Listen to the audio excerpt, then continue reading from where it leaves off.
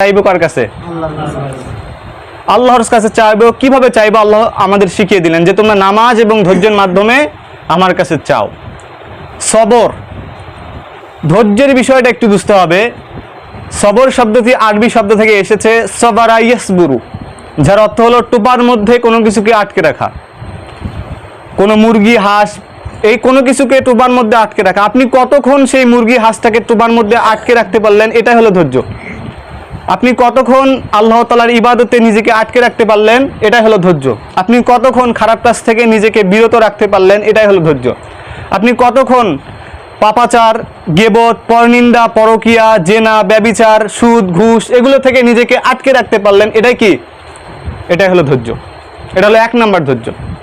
আরেক নাম্বার ধৈর্য হলো আপনি কোনো কিছু আল্লাহর কাছে চাইলেন, সাথে সাথেই কি আল্লাহ সেটা দিয়ে দেবে? না, সাথে সাথেই সেটা পাওয়া সম্ভব না। এই দিক দিয়ে আপনাকে একটু ধৈর্য ধরতে হবে। আল্লাহ সুবহানাহু ওয়া তাআলা বলেছেন যে ওয়াস্তাইনু বিস-সাবরি ওয়াস-সালাত, তোমরা সাহায্য চাও ধৈর্য এবং সালাতের মাধ্যমে।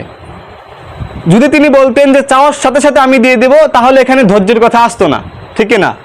শুধু বলা হতো যে তোমরা চাও সালাতের মাধ্যমে, চাওয়ার সাথে সাথে আমি দিয়ে দেব। আল্লাহ সুবহানাহু ওয়া তাআলা বলছে তোমরা ধৈর্যের সাথে চাও, তোমরা ধৈর্যের সাথে চাও, তাহলে আমি তোমাদেরকে দিয়ে দেব।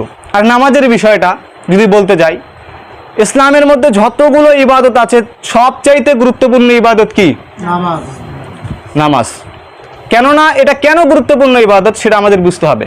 কারণ ইসলামের যত ইবাদত আছে তার থেকে সবচেয়ে গুরুত্বপূর্ণ ইবাদত হলো নামাজ। এই কারণে এটা গুরুত্বপূর্ণ, কারণ এখানে যখন আমরা দাঁড়াই তখন আমরা স্বয়ং আল্লাহ সুবহানাহু ওয়া তাআলার সাথে ডাইরেক্ট কথা বলি। সুবহানাল্লাহ। কার সাথে কথা বলি? এই যে ইবাদতের মধ্যে সর্বোত্তম ইবাদত হলো নামাজ। নামাজের মধ্যে আবার সর্বোত্তম জায়গা হলো সিজদা। নামাজের মধ্যে সর্বোত্তম জায়গা কি? সিজদা। বান্দা যখন সিজদা করে তখন সে আল্লাহ সুবহানাহু ওয়া তাআলার নিকটে চলে যায়। আমার কথা নয়, কোরআন শরীফের সূরা আলাকের 19 নম্বর আয়াত আল্লাহ সুবহানাহু ওয়া তাআলা বলেছেন ওয়াসজুদ ওয়াখতারিব, বান্দা যখন সিজদা করে আল্লাহ তাআলা সব থেকে কাছে চলে যায়।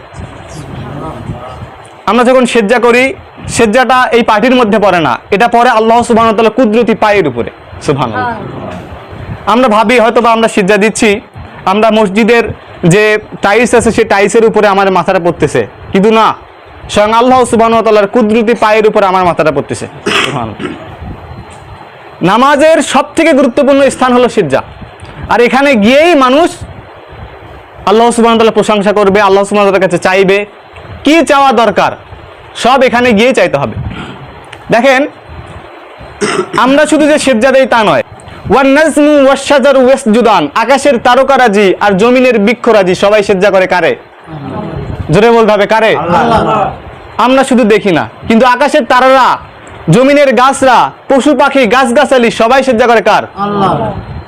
পাখিরা যায় ছুটে যায় আকাশের ওই নীলিমায়, নদীরা যায় বয়ে যায় সাগরের ওই মোহনায়, পাখ পাখালি আর সাগর নদী কার গুণগান গায়, বলো আল্লাহু আল্লাহ আল্লাহু আল্লাহ, আল্লাহর গুণগান গায়।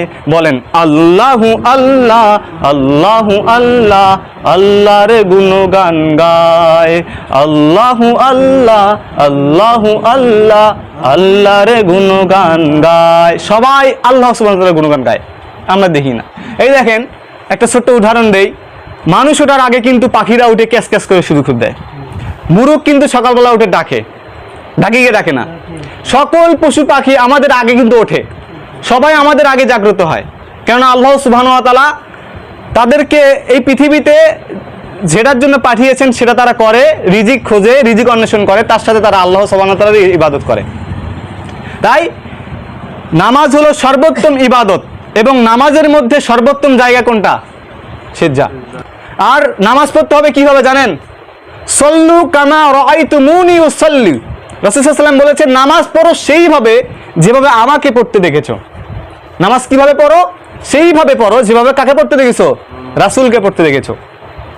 আমরা যদি এখন নিজেদের মতো করে নামাজ পড়ি, রাসূল সাল্লাল্লাহু আলাইহি ওয়াসাল্লামের নামাজ অনুযায়ী না পড়ি, তাহলে কি আমাদের নামাজগুলো হবে? হবে না। আমাদের রুকু, আমাদের সিজদা, আমাদের নামাজের প্রত্যেকটা ওয়াজিব, প্রত্যেকটা ফরজ এগুলো জানতে হবে এবং এগুলোর বিষয়ে আমাদের ধারণা থাকতে হবে কোথায় কিভাবে আমাদের তাসবিহ তাহলিলগুলো পড়তে হবে। যদি আমরা এগুলো সঠিকভাবে না পড়তে পারি সারা জীবন সিজদা দিয়ে কোনো কাজে আসবে না। আল্লাহ সুবহানাহু ওয়া তাআলা আমাদের বোঝার তৌফিক দান করুক, আমিন বলি। তাহলে একটা আয়াত নিয়ে কথা বলতেছিলাম, ওয়াস্তাইনু বিস সাবরি ওয়াস সালাত ওয়া ইন্নাহা লাকাবীরাতুন ইল্লা আলাল খাশিন।